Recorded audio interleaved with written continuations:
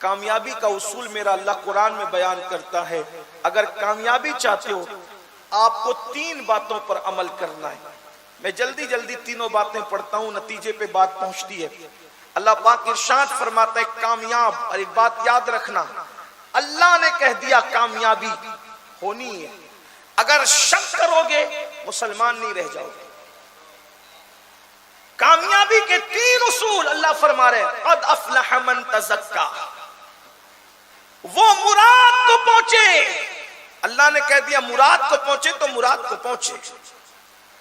اب کامیابی سے کوئی روک نہیں سکتا اگر پوری دیانتداری کے ساتھ 3 چیزوں پہ عمل کر لو۔ نمبر 1، مراد کو کون پہنچا؟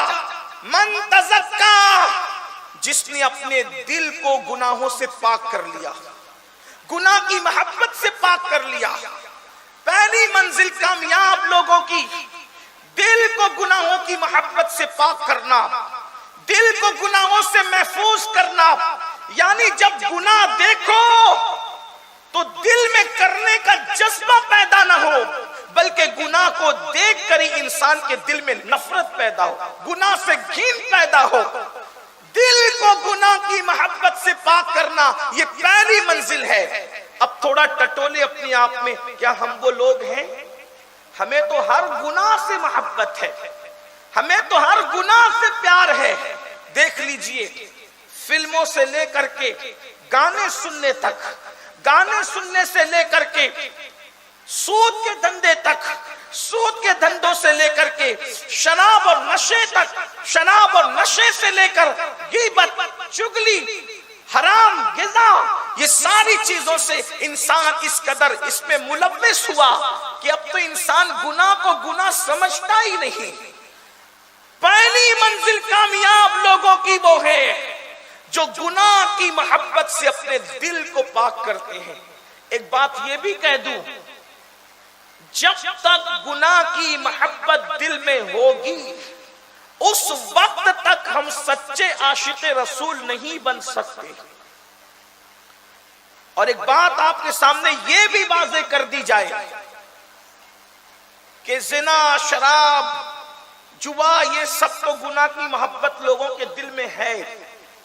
جو طبقہ دیندار کہلاتا ہے وہ یہ سارے گناہ نہیں کرتا، لیکن یہ اس سے بڑے جرم میں مبتلا ہیں، جیسے غیبت، حسد، بغض، کینہ، یہ دلوں میں ہے۔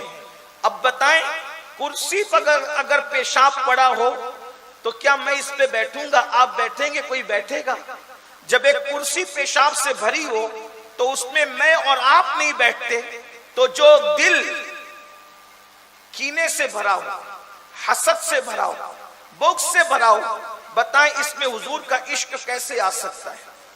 تو کہیں عشق کے نام پر ہم منافقت تو نہیں کر رہے؟ میرے جملے تلخ لگے تو معاف کرنا، جہاں حسد ہوگا وہاں عشق مصطفیٰ کیسے ہوگا؟ جہاں کسی مومن کے لیے دل میں کینہ ہوگا وہاں عشق مصطفیٰ دل میں کیسے ہوگا؟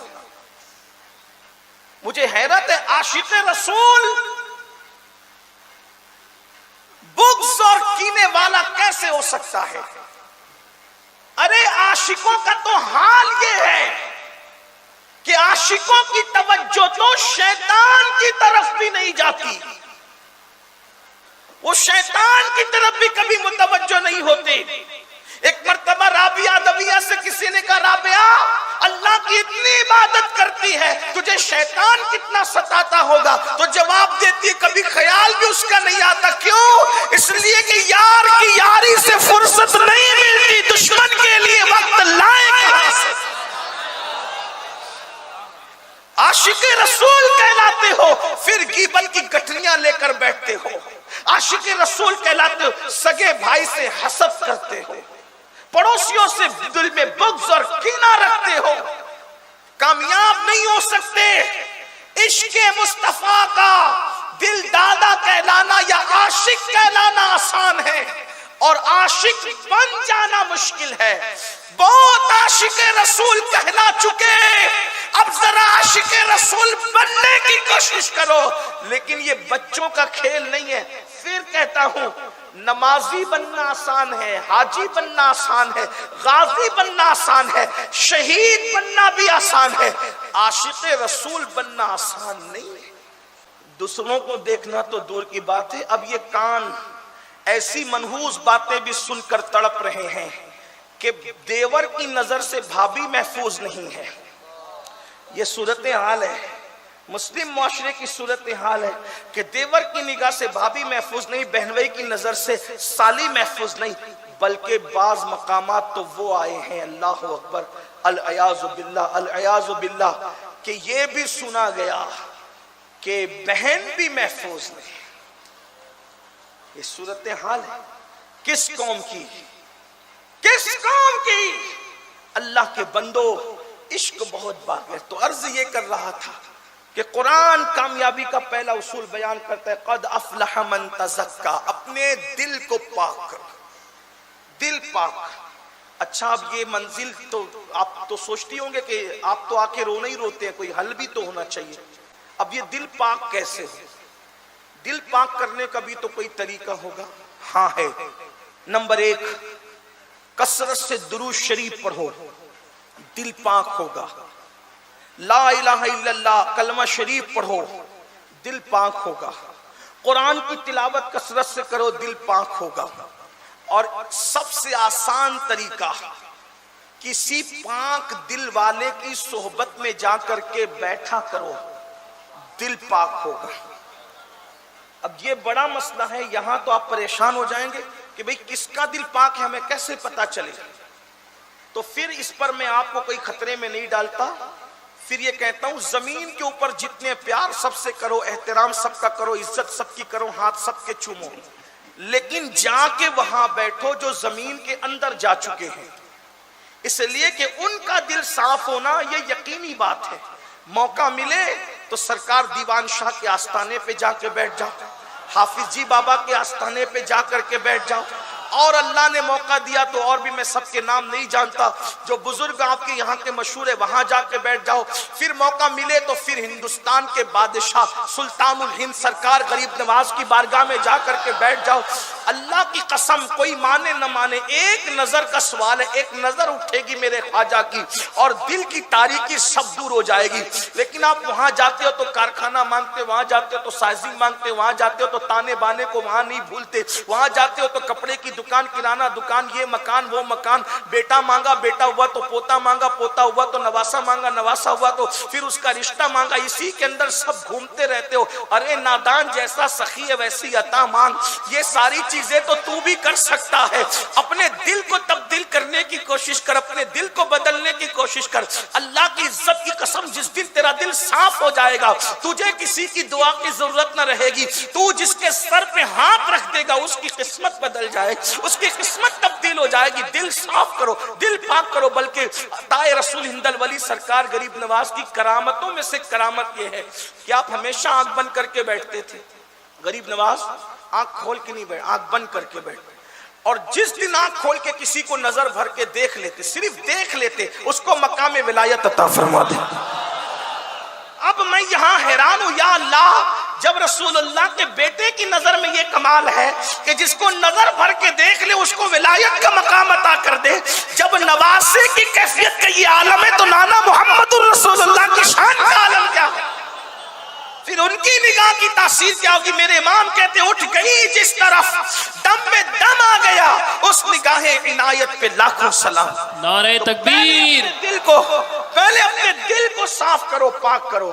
اور دل صاف کرنے کا آسان طریقہ یہ بتا دیا نا کہ اللہ والوں کے یہاں جا کے بیٹھو، دعا کرو کہ اللہ ہمارے دل کو صاف کر۔ نمبر 2،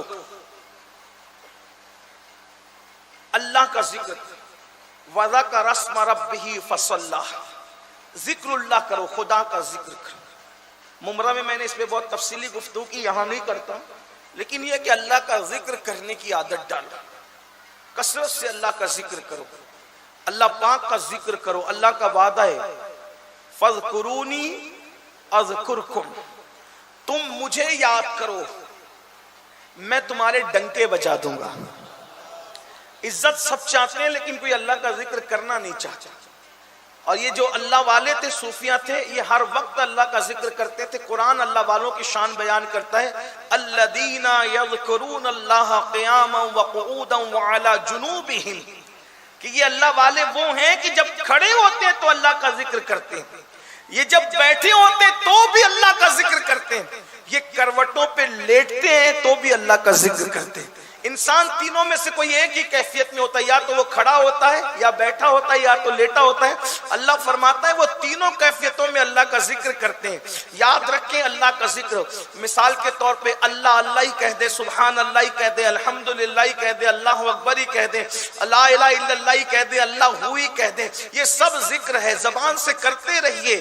اللہ پاک فرماتا ہے میں تمہارے ڈنکے بجاؤں گا، تمہارے چرچے کروں گا. کبھی آپ نے سوچا، کبھی غور کیا، غریب نواز کے لیے، غوث پاک کے لیے، صابر پاک کے لیے، محبوب الہی کے لیے، قطب الدین بختیار کاکی کے لیے پوری تحریکیں بنی ان کو ختم کرنے کے لیے، ان کا ذکر ختم کرنے کے لیے، ان کے نام کے نعروں کے لیے 100 سال تک کے تنظیموں نے محنت کی. ان کو پرموٹ کرنے کے لیے محنت کسی نے نہیں کی.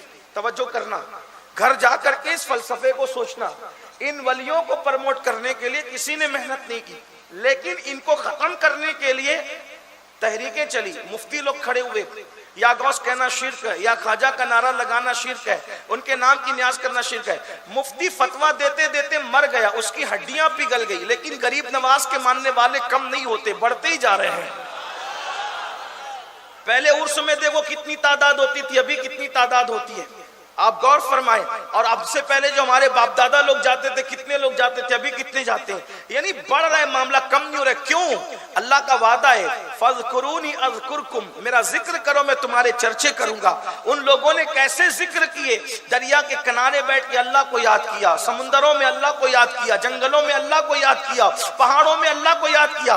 لوگ غاروں میں گناہ کرنے جاتے، توجہ تو کریں، ان میں ہم نے فرق کیا ہے. لوگ غاروں میں گناہ کرنے جاتے، وہ غاروں میں چھپ کے خدا کا ذکر کرتے تھے. لوگ دریا کے کنارے زنا کرنے جاتے، وہ دریا کے کنارے خدا کا ذکر کرتے تھے. لوگ سمندر کے کنارے عیاشوں کے محل تعمیر کرتے، وہ سمندروں کے کنارے خدائے سمندر کو یاد کرتے تھے. اندازہ فرمائے پھر خدا نے ان کے ایسے ڈنکے بجا دیے کہ جب تک کہ چاند اور سورج نکلتے ڈوبتے رہیں گے، ان کا نام کبھی نہیں مٹ سکتا، کیونکہ جس نے ذکر بلند کیا ہے وہ ہمیشہ زندہ رہنے والا خدا ہے. ذکر کرو اللہ کا، آسان ہے ذکر.